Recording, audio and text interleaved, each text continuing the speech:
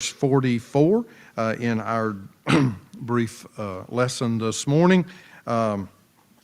The commentary, if you have one, I'd encourage you to take some time, if you haven't this week, and read through this. I found it very interesting in the discussion and our preparation before our study today, and I'll try to review a couple of things. But it did a good job in talking about how we should approach Scripture and also the parables.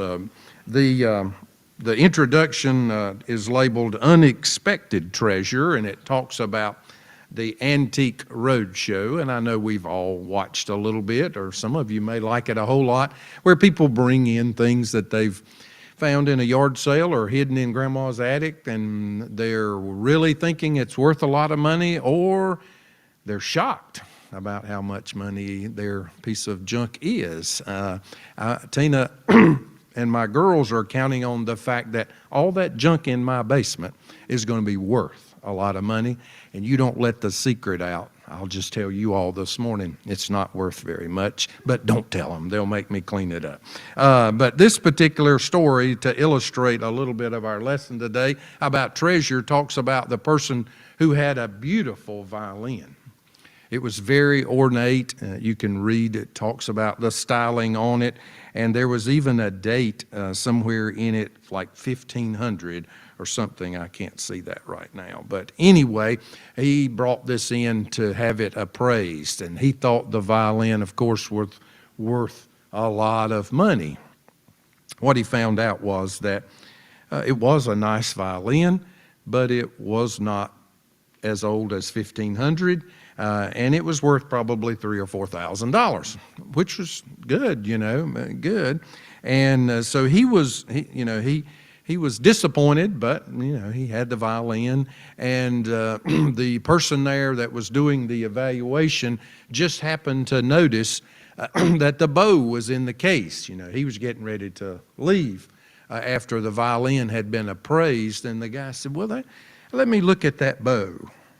And so he looked at the bow, the horsehair bow, and come to find out it was actually dating back from the 40s, that it was the expert identified that it was made by a French craftsman, and that he actually appraised the bow at $14,000 or $15,000.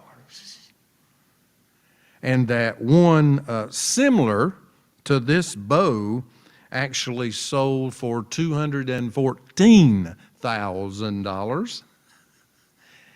So the gentleman, of course, came with the treasure of the violin in mind, but there was a hidden treasure in the case, the bow of the violin. The commentary talks about the fact that when we're looking at the New Testament, that we, of course, need to keep two horizons in our mind when we look at Scripture, especially from the New Testament. You first look at it from a historical context, in that who it was written to. The time and the people that it was written to then. What does that give us as insight? And then, of course, second to that, of course, is how we would apply it today in our lives. But always looking at the historical context in which Scripture, especially writings of the New Testament, were put to the different churches or the different people. Today, of course, we're studying a couple of parables, and so those parables were given in private. You'll note they were given in private to the disciples. They were in a house. They were in a room. So we think about, as we read the Scriptures today, we'll think about those 12 men and Jesus and how he was teaching through parables today.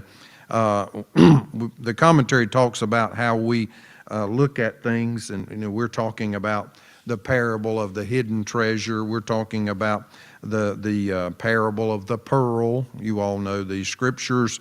And then, of course, we end with the discussion about the kingdom of heaven being like the great catch of fish. But specifically, the commentary talks about the things that were important to these individuals as they looked at treasure would have been somewhat different than things that we might look at today. Of course, they would have thought about precious metals, gold, silver, possibly animals, livestock, and then, of course, clothing, attire. Expensive clothing in that day would have been very precious to them, in the weave of the cloth and the cloth and where that cloth came from. And if you think about silk and all those kinds of things, they would have thought about that when they heard about the treasure that we will read in the commentary today, in the scripture today.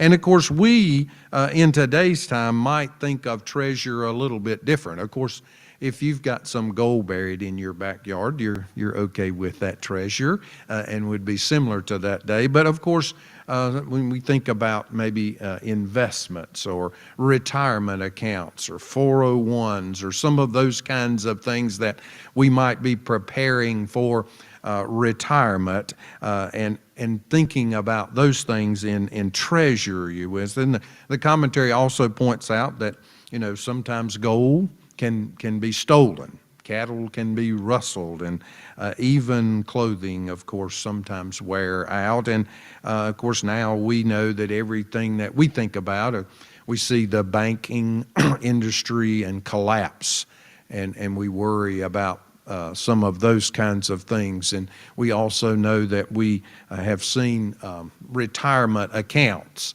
fall because of the lowering interest rates. And I guess Daniel could talk to us a little bit more about cybersecurity and how folks can access and steal our identity. And all of a sudden, they have our name, social security address, and the size of shirt that I wear, and then they go get a house or a car or steal all of your money out of your account, or those kinds of things. So again, historically, we look at the parable and who Jesus was talking to with the disciples, but then also we have to apply in the way we think of things today. And again, I did a poor job with that, but you read about that in the commentary.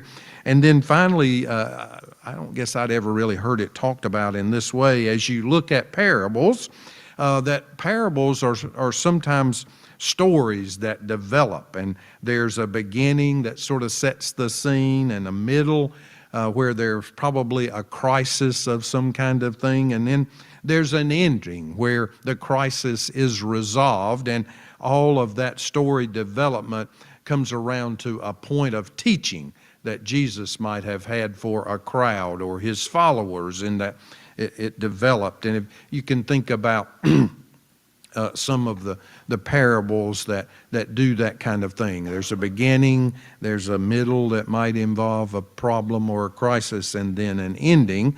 And then the commentary and the parable that we'll look at today are more of a kind of, the commentary says, flash fiction or brief parables. For sale, baby shoes, never worn. That's the message. For sale, baby shoes, never worn.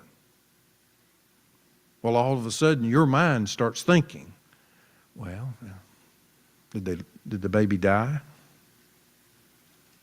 Were they too small for the baby and they never got to wear them? In other words, you develop a story from those 6 words. And I don't do Twitter or any of those kinds of things, but the commentary gets into that a little bit, where tweets are up to 280 characters. Now, if you didn't learn anything today at church, you just learned something, I bet, considering most of the crowd that I'm looking at. No, a couple of you all probably knew that. 280 characters to do a tweet. I would have a hard time with that, right? 280 characters. Yeah. So in looking at the couple of parables that we're going to today, one of them has 163 characters, one has 161, and one has 258. So they could, I guess, have been tweeted. The parables include just enough details to allow the reader to imagine the story behind for sale, baby shoes never worn. The story behind. These parables are only found in the Gospel of Matthew. And of course, the first century disciples, those followers, would have understood the life story behind these brief statements that Jesus, because of the historical time in which they were given, they would have been understood, and they would have been easy for them to develop the story behind the scenes. We start with verse 44. The kingdom of heaven is like treasure hidden in a field. When a man found it, he hid it again. And then in his joy went and sold all he had and bought that field. If you bought a piece of property in that day and you found somebody else's gold buried there, it was yours. It was yours. I guess that would be pretty much today. But in that time, that was the law. That was the way it was. So in this brief tweet that we hear from Jesus to the disciples, again, he's talking just to the disciples. He talks about the kingdom of heaven is like that treasure that's in the field. This man, we can develop a story in our mind that maybe he was considering buying this field. Maybe he was a farmer. Maybe he was looking for a place to plant a vineyard. You all can develop your own story. But when he was looking over this piece of property, somehow he found this treasure. Maybe he was digging around in the dirt to see if it was good dirt. Maybe if it had moisture. Whatever you want to develop with it. But he found the treasure. He was joyful. Oh, wow. He hid it back, immediately went and sold everything he had. Now, you can develop your own story behind that. What he had, whether he was wealthy already, whether he didn't have very much. But at any rate, he went and sold everything he had and bought that piece of property. And along with it, the great treasure. He became the rightful owner of not just the property, but the treasure. But note, he invested all he had.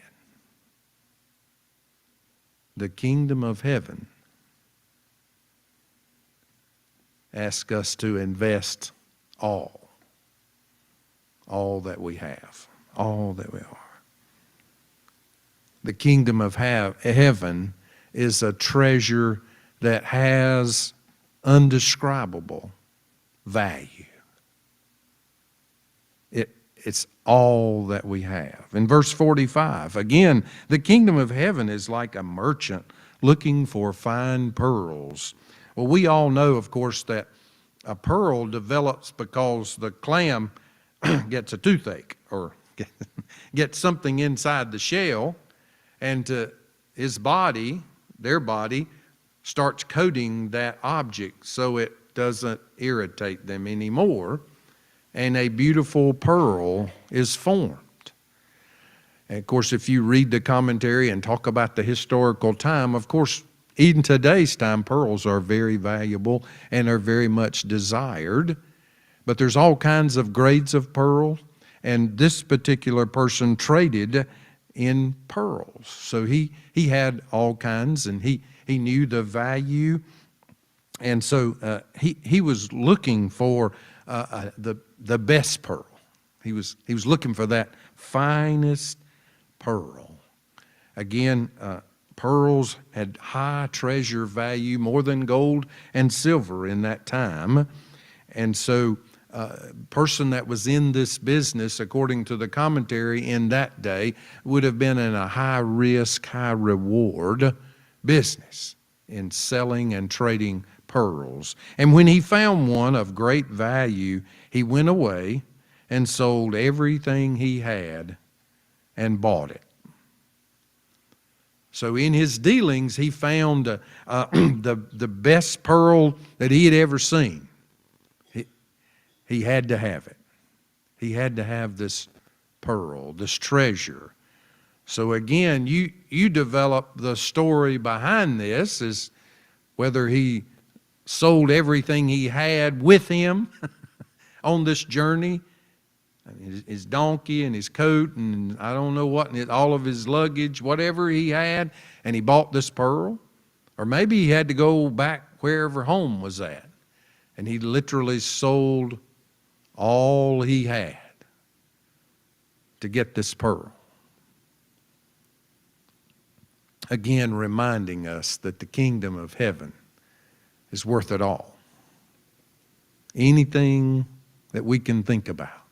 It's a treasure of great, great price for us. And this particular individual, just like the individual in the first brief parable, gave all to receive it. In verse 47, once again, the kingdom of heaven is like a net that was let down into the lake and caught all kinds of fish. And when it was full, the fishermen pulled it up onto the shore. Then they sat down and collected the good fish in the baskets, but threw the bad away. Was it last week that we studied about the weeds and the wheat? I believe it was, where the tares were growing up, and said, well, we're going to wait till the harvest. We'll get rid of the weeds at harvest. But Jesus is reminding his disciples here with this brief parable a similar example. They went out fishing and they caught so many fish they couldn't even lift the net back into the boat. They had to take the boat to shore and ground the boat and pull the net in to the beach. We were down at the beach the other week, and down below us, about the time we got down there, there was a young boy and then 2 or 3 men. He had something hooked, and the rod was really bending. It wasn't that small whiting that I caught later on. It had something on it, And so they were back and forth pulling it, and one of them would take it, and in a little bit, they brought up a pretty good size of a sand shark, but they drug it up onto the beach. They kept backing up. That's what Cason did last summer when we went fishing. He wouldn't reel. He'd just keep backing up to get the fish to the bank. Well, these fellows here, they literally brought the boats in because they couldn't bring it over. They caught so many fish, and they pulled them up on the bank, and then you can just develop your story as to how they got in there, and they started getting the good fish from the bad fish. And of course, we know that, or for the commentary talks about that there were about 24 species of fish in the Sea of Galilee at that time. Now, how somebody knows that, I don't know. But anyway, we can use that to illustrate the fact that the law of Moses stipulated that the only fish that the Jews could eat were fish that had fins and scales. So no catfish, no catfish for them. No eels, none of those kinds of things. Other shellfish, they couldn't eat those. So they brought this net up. They had all kinds of fish in it, The net didn't know the difference between the catfish and the bass. It brought them all up, and then the good fish went into the basket, went into the kingdom of heaven. But the bad fish, if you're a conservationist, they threw them back in the water. If you don't, in your story, they may have fed them to the cats. But the importance is that the kingdom of heaven